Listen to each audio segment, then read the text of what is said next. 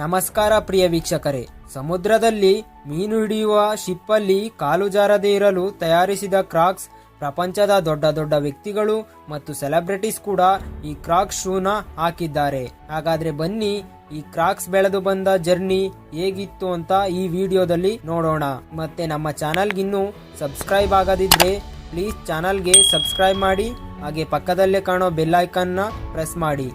Company founders ಆದ Scott ಮತ್ತೆ ಲೈಡನ್ ಮತ್ತು ಜಾರ್ಜ್ ಈ ಮೂವರು 2002ರಲ್ಲಿ ಕಂಪನಿ ಸ್ಥಾಪಿಸ್ತಾರೆ. ಕ್ರಾಕ್ಸ್ ಹೇಗೆ ಬೆಳೆಯಿತು ಎಂಬ ಸ್ಟೋರಿಯನ್ನ ತಿಳಿಯೋಣ ಬನ್ನಿ. ಲೈಡನ್ ಅವರ ವೈಫ್ ಜೊತೆ ಡಿವೋರ್ಸ್ ತಗೊಂಡು ಮತ್ತೆ ಅವರು ಮಾಡುತ್ತಿದ್ದ ಕೆಲಸ ಕೂಡ ಕಳೆದುಕೊಂಡು ಇರುವಾಗ ಅದೇ ಟೈಮಲ್ಲಿ ಅವರ ತಾಯಿ ಡೆತ್ ಆಗಿದ್ದಾರೆ ಅಂತ ಹಾಸ್ಪಿಟಲ್ ಇಂದ ಕಾಲ್ ಬರುತ್ತೆ.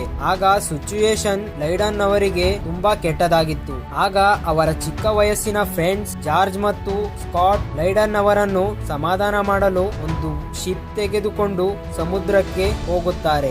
ಅದರಲ್ಲಿ ಸ್ಕಾಟ್ ಒಬ್ಬ ಇನ್ವೆಂಟರ್ ಕೆಲವು ವಸ್ತುಗಳನ್ನು ತಯಾರಿಸಿ ಅದರ ಮೇಲೆ ಪೇಟೆಂಟ್ ರೇಟ್ ತೆಗೆದುಕೊಳ್ಳುತ್ತಿದ್ದರು.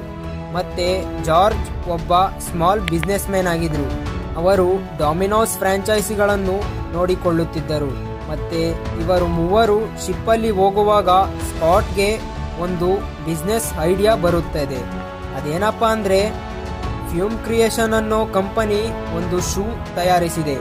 ಅದು ನೋಡುವುದಕ್ಕೆ ಅಷ್ಟು ಸರಿ ಇಲ್ಲ, ಆದರೆ ಹಾಕಿಕೊಂಡರೆ ತುಂಬಾ ಕಂಫರ್ಟ್ ಆಗಿದೆ ಎಂದು ಅವರಿಬ್ಬರಿಗೆ ಹೇಳುತ್ತಾರೆ.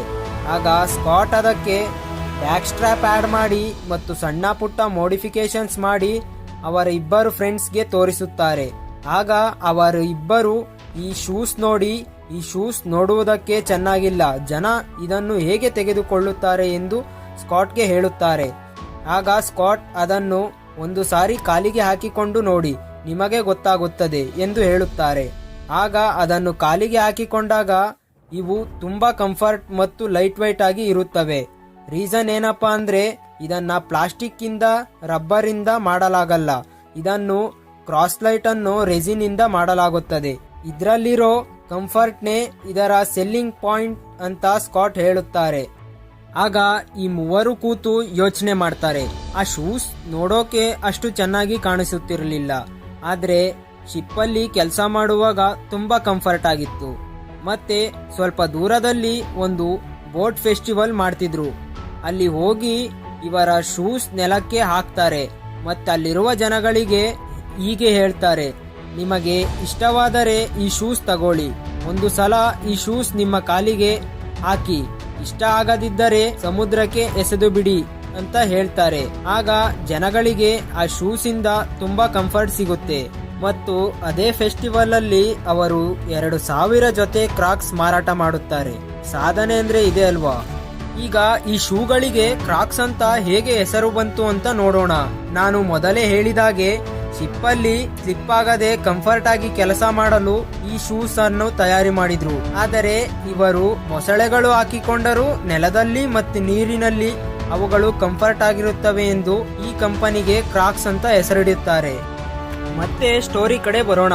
ಮಾರ್ಕೆಟ್ಗೆ ಕ್ರಾಕ್ಸ್ ಬಂದಾಗ ಶಿಪ್ಪಲ್ಲಿ ಕೆಲಸ ಮಾಡೋರು ಅಲ್ದೇನೆ ರೆಸ್ಟೋರೆಂಟ್ ಅಲ್ಲಿ ಕೆಲಸ ಮಾಡೋರು, ಹಾಸ್ಪಿಟಲ್ ಅಲ್ಲಿ ಕೆಲಸ ಮಾಡೋರು, ಸೂಪರ್ ಮಾರ್ಕೆಟ್ ಅಲ್ಲಿ ಕೆಲಸ ಮಾಡೋರು ಮತ್ತು ಕಿಚನ್ ಅಲ್ಲಿ ಕೆಲಸ ಮಾಡೋರು, ಈ ರೀತಿ ಸುಮಾರು ಕಡೆ ಬಳಸಲು ಶುರು ಮಾಡ್ತಾರೆ.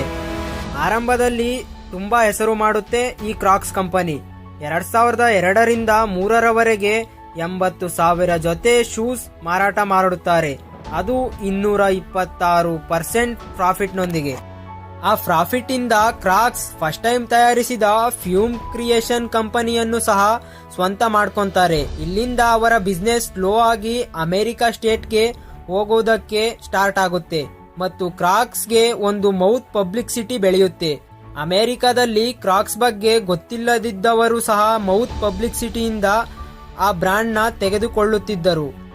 2006ರಲ್ಲಿ ಅಮೆರಿಕದ ಸ್ಟಾಕ್ ಮಾರ್ಕೆಟ್ ಅಲ್ಲಿ ಲಿಸ್ಟ್ ಆಗಿ ಪ್ರಪಂಚದ ಅತಿ ದೊಡ್ಡ ಫುಟ್ವೇರ್ ಕಂಪನಿಯಾಗಿ $239 ಮಿಲಿಯನ್ ಸಂಪಾದಿಸಿ ರೆಕಾರ್ಡ್ ಸೃಷ್ಟಿ ಮಾಡುತ್ತೆ. ಮತ್ತೆ ಇದು ಕೂಡ ಅವರಿಗೆ ಇನ್ನೂ ಆರಂಭವಾಗಿತ್ತು. ಯಾಕಂದ್ರೆ $239 ಮಿಲಿಯನ್ ಬಿಸ್ನೆಸ್ ಕೇವಲ 1 ವರ್ಷದಲ್ಲಿ $1 ಬಿಲಿಯನ್ ಬಿಸ್ನೆಸ್ ಆಗಿ ಮಾಡಿಕೊಳ್ಳುತ್ತಾರೆ.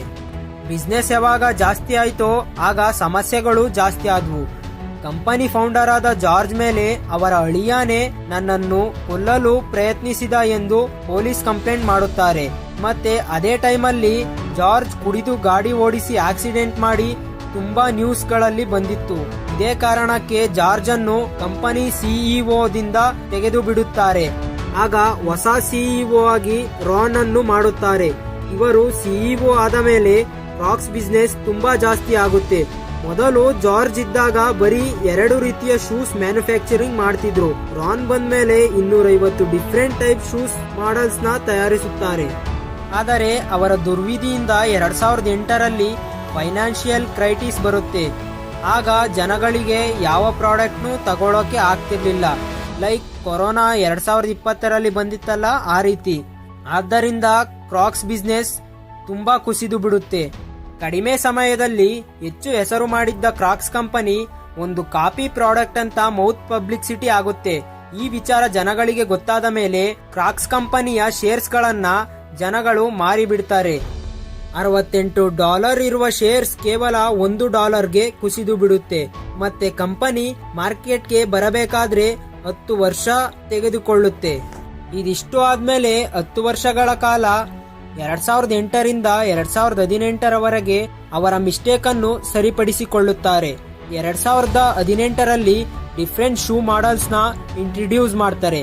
ಮತ್ತೆ ದೊಡ್ಡ ದೊಡ್ಡ ಆಕ್ಟರ್ಸ್ ಇಂದ ಪ್ರಮೋಷನ್ ಮಾಡಿಸ್ತಾರೆ. ಮತ್ತೆ ಕ್ರಾಕ್ಸ್ ಅನ್ನೋದು ಒಂದು ಆಟಿಟ್ಯೂಡ್ ಸಿಂಬಲ್ ಅಂತ ತೋರಿಸ್ಕೊಡ್ತಾರೆ. ನಮ್ಮ ಇಂಡಿಯಾದಲ್ಲಿ ಕ್ರಾಕ್ಸ್ ಗಳನ್ನು ಕಂಫರ್ಟ್ ಗಾಗಿ ಮತ್ತು ಫ್ಯಾಷನ್ ಗಾಗಿ ಕೂಡ ಯೂಸ್ ಮಾಡ್ತಾರೆ. ನೀವು ಕ್ರಾಕ್ಸ್ ಗಳನ್ನು ಫ್ಯಾಷನ್ ಗಾಗಿ ಯೂಸ್ ಮಾಡ್ತೀರಾ ಅಥವಾ ಕಂಫರ್ಟ್ ಗಾಗಿ ಯೂಸ್ ಮಾಡ್ತೀರಾ? ಕಮೆಂಟ್ ಮಾಡಿ. ಇದಿಷ್ಟು ಈ ವಿಡಿಯೋ ಬಗ್ಗೆ. ವಿಡಿಯೋ ಇಷ್ಟ ಆದ್ರೆ ಲೈಕ್ ಮಾಡಿ.